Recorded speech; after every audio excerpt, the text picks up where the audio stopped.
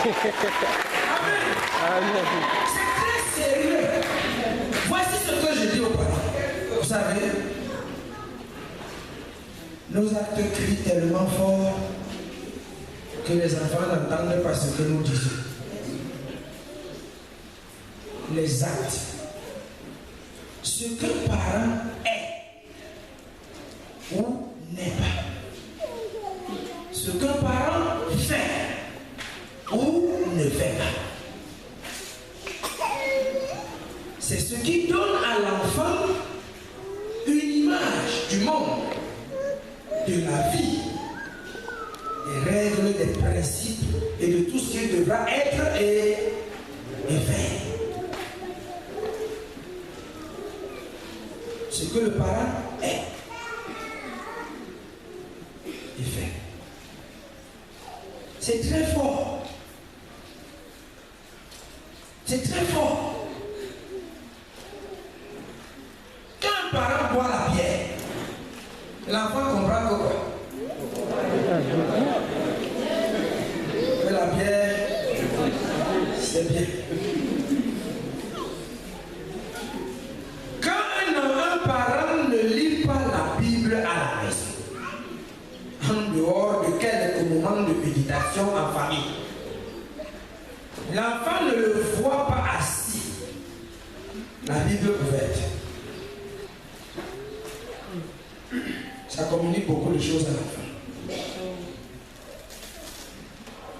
À un moment donné de ma vie, j'avais décidé de briser une habitude pour créer une nouvelle. Conscient de ce que je suis en train de vous partager là. Je m'étais rendu compte que quand je rentrais le soir, je m'asseyais quelque part, habituellement. Et quand je m'asseyais là-bas, je prenais un petit appareil à main et je suivais les intoxications. Conscient du fait que cela communiquait quelque chose aux enfants, j'ai décidé de renverser ça. Surtout que j'ai vu ça, je vois ça chez ma femme. Mon beau-père suit une certaine chaîne, le journal à 13h et à 20h. Par réflexe, ma femme fait ça. Et moi aussi, je comprenais que j'étais en train de créer une habitude chez nos enfants. J'ai particulièrement acheté une autre Bible, une grosse, celle qui a les grosses écritures. J'ai mis ça là, à la place du petit appareil que j'avais l'habitude de dire. C'est très sérieux. J'ai mis ça là. Et depuis ce moment-là, je fais des efforts. Que chaque fois que je rentre le soir, je commence par les informations.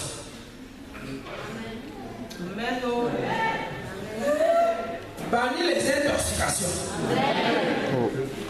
les vraies, les informations. Et je suis conscient du fait que cette pratique-là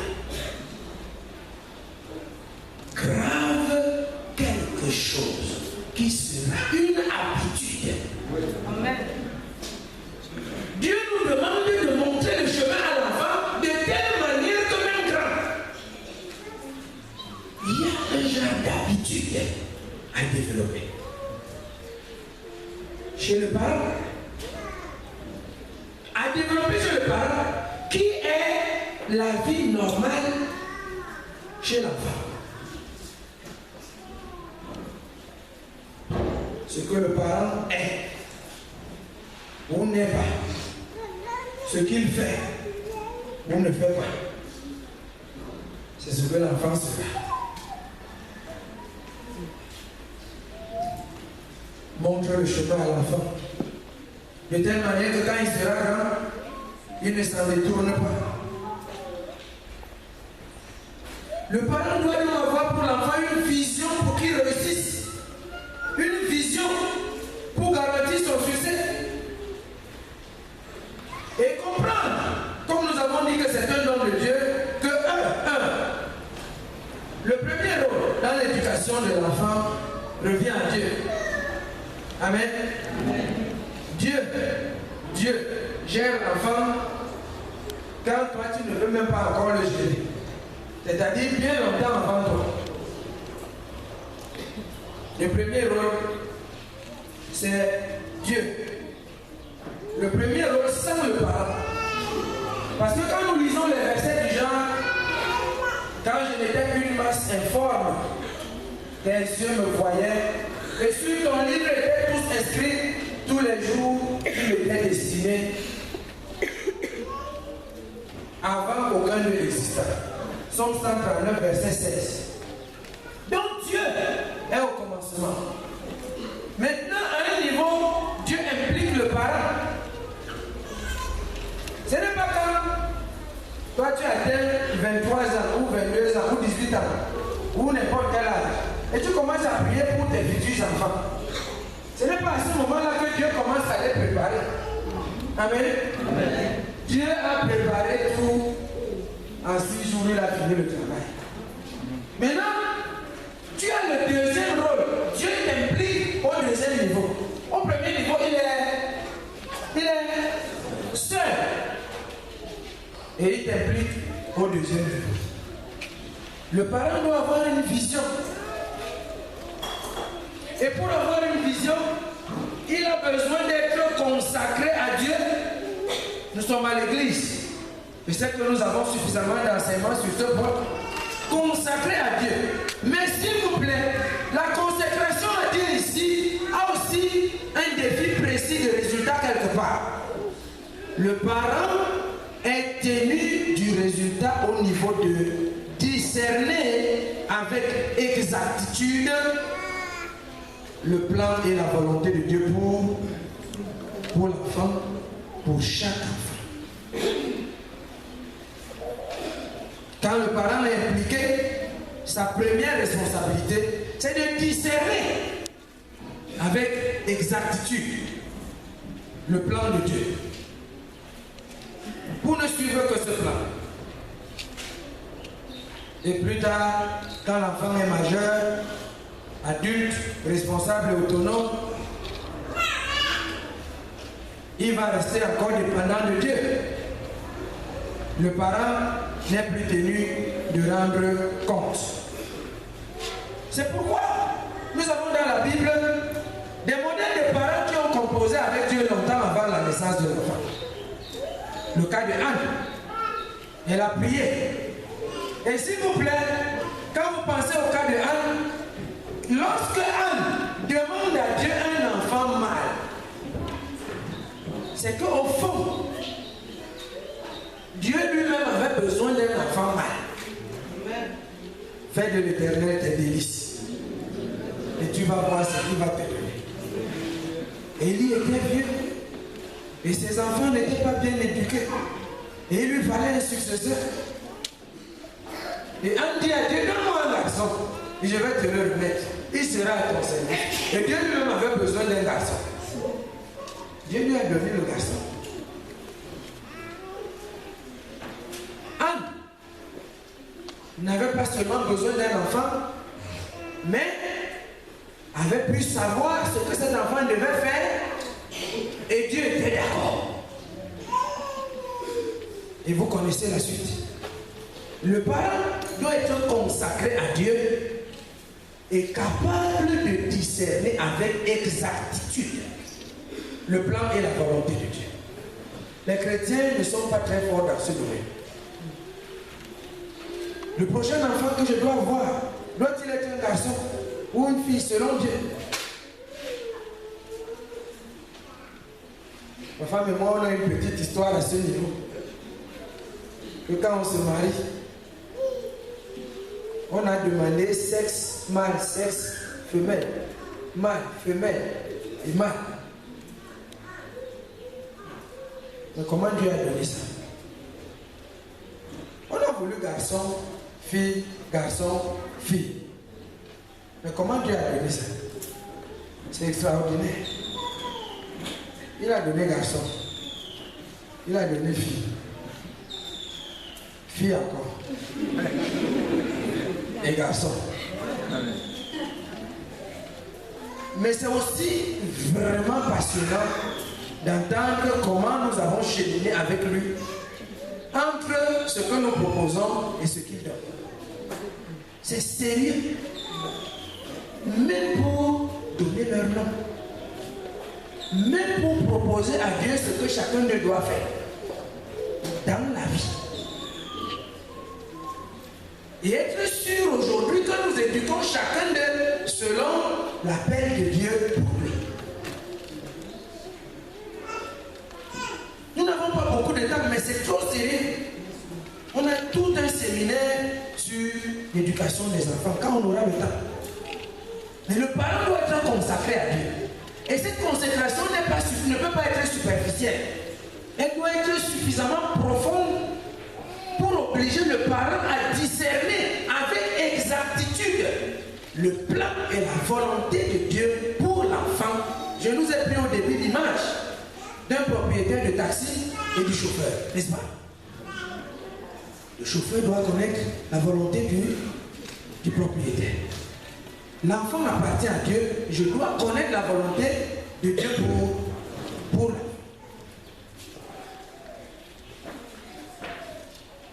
Et si je choue à discerner cette volonté de Dieu pour l'enfant, je rendrai compte à Dieu. Et ce plan de Dieu pour l'enfant va compliquer les choses. Parce que quand l'enfant est encore petit, vous pouvez facilement l'orienter. Mais imaginez quand il atteint 18 ans, 25 ans. Il y a le plan de Dieu pour sa vie.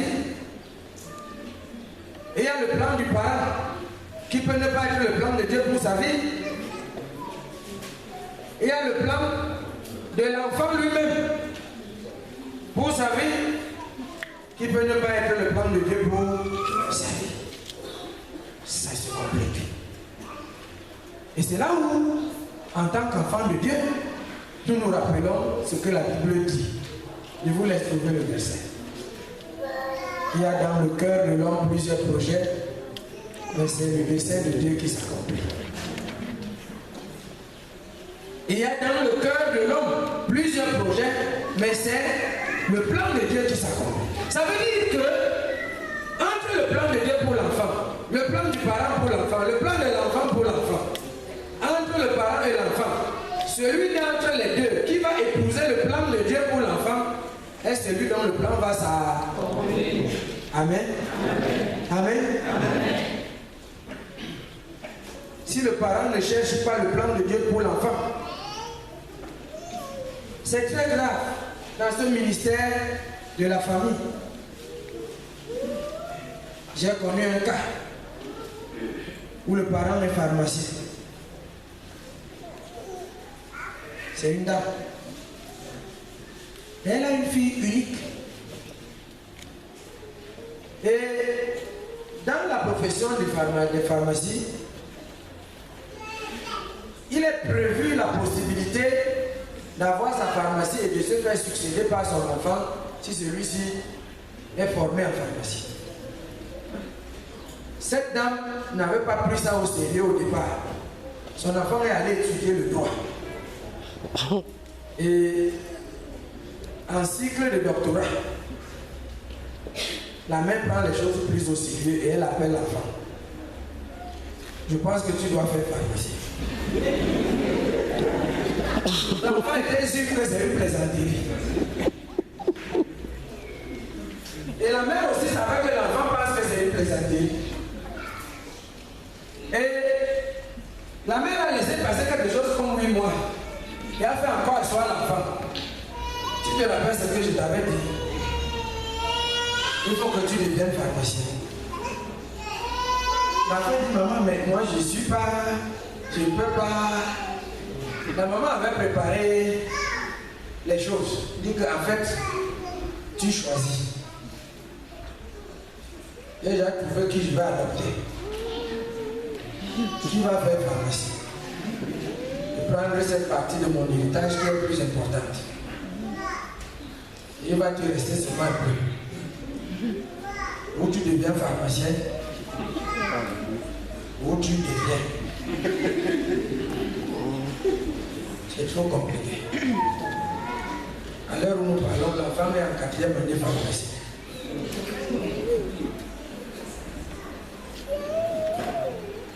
Est-ce le plan de Dieu pour elle? Est-ce le plan de sa mère pour elle? Est-ce son plan à elle-même pour elle? C'est sérieux. Et chaque parent ici à son niveau vit ce drame à sa manière. Soit on impose à l'enfant que notre volonté, notre plan, soit l'enfant lui-même se rebelle et ne fait que sa volonté, son plan. Très souvent, on ne se soucie pas du plan de Dieu pour l'enfant.